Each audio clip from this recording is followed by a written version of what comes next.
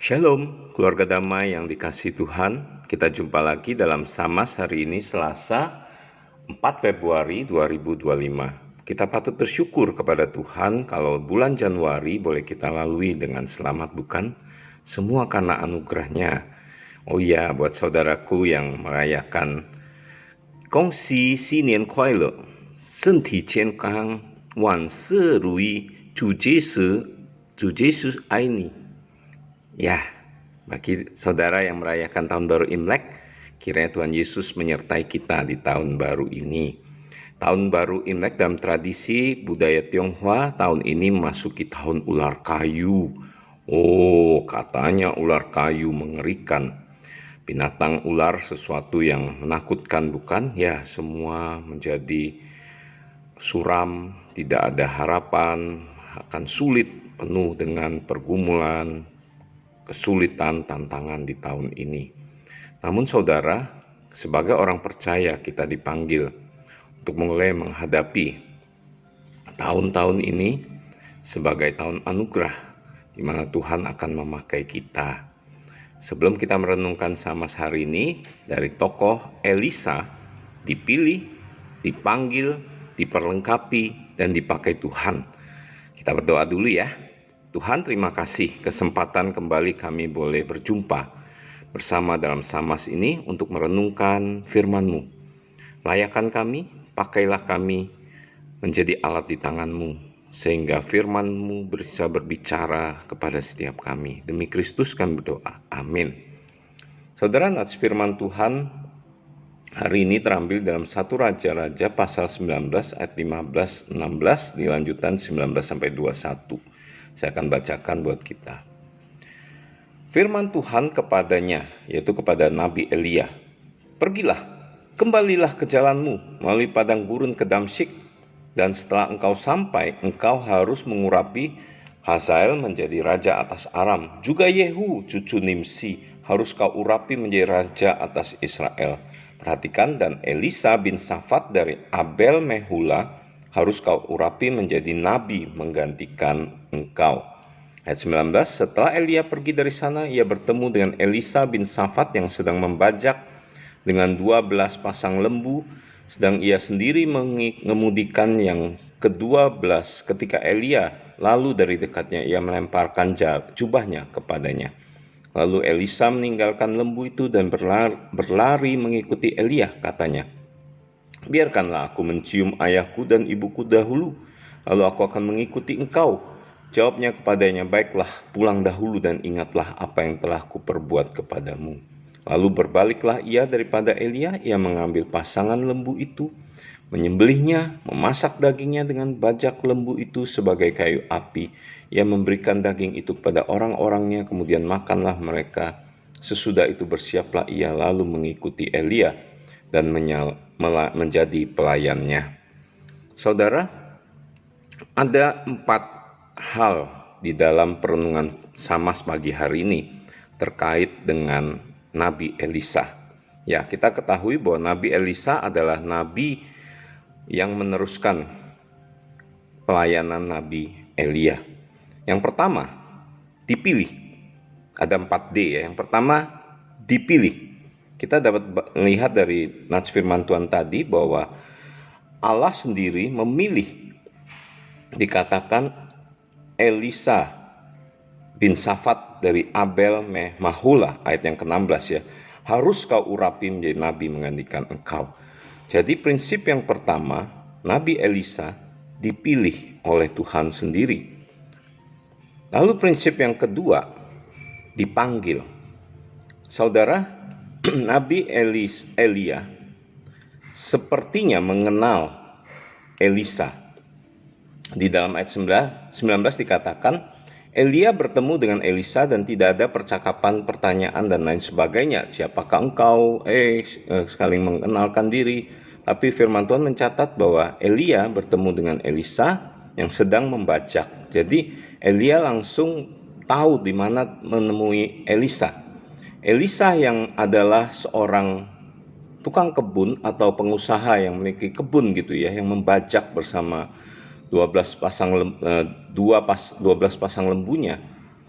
dan mengemudikannya sendiri itu, Elia menemuinya di ladang tempat Elisa bekerja.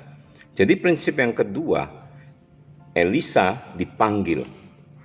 Dan yang kita dapat cermati di dalam pemanggilan ini, saudaraku yang terkasih, adalah Elisa merespon panggilan itu, yaitu di ayat 20. Yaitu dengan apa? Meninggalkan lembu itu, berlari mengikuti Elia.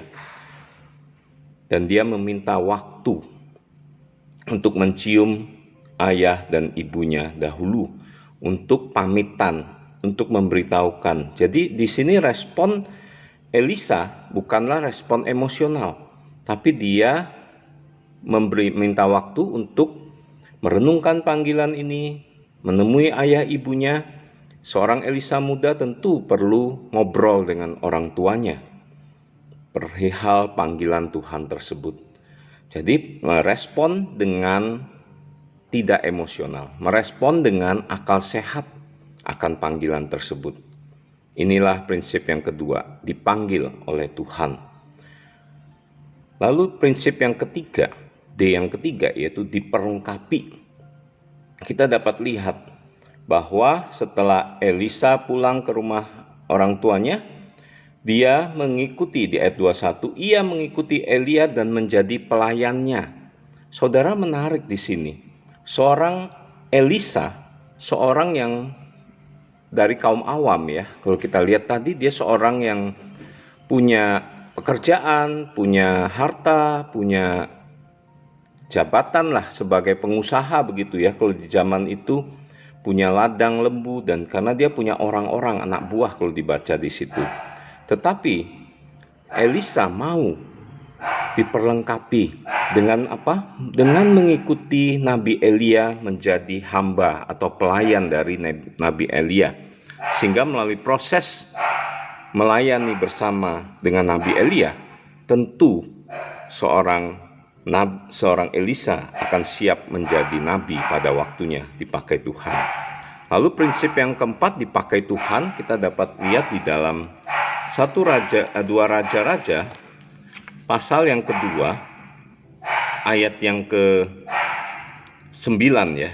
Itu momen di mana Nabi Elia akan diangkat oleh Tuhan dan mengakhiri masa hidupnya atau pelayanannya di muka bumi ini. Saya akan bacakan. Dan sesudah mereka sampai di seberang, berkatalah Elia kepada Elisa, mintalah apa yang hendak kulakukan kepadamu sebelum aku terangkat daripadamu. Jawab Elisa, biarlah kiranya aku mendapat 2 bagian dari rohmu. Saudara, ketika Nabi Elisa akan melanjutkan pelayanan Nabi Elia, satu hal yang dia minta dari Elia, yaitu 2 bagian dari rohmu. Saudara, 2 bagian dari roh Elia ini jangan ditafsirkan sebagai 2 roh gitu ya, atau sesuatu yang berlebihan.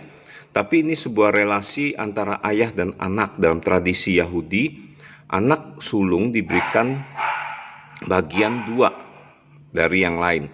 Nah, di sini Nabi Elisa minta 2 bagian, artinya adalah karunia yang terutama, sebuah karunia-karunia untuk boleh melayani Tuhan dengan maksimal. Karena apa? Karena diberikan anugerah karunia yang terutama itu dari Elia kepada Elisa.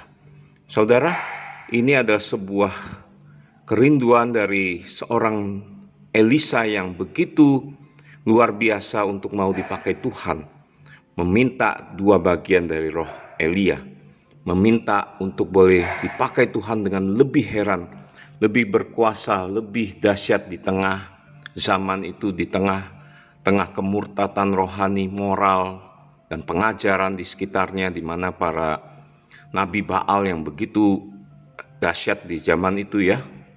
Jemaat atau orang-orang di saat itu begitu percaya pada nabi-nabi yang ada. Tuhan mau memakai Elisa untuk menjadi lebih lagi. Saudara, siapkah engkau dipilih, dipanggil, dan diperlengkapi serta dipakai oleh Tuhan?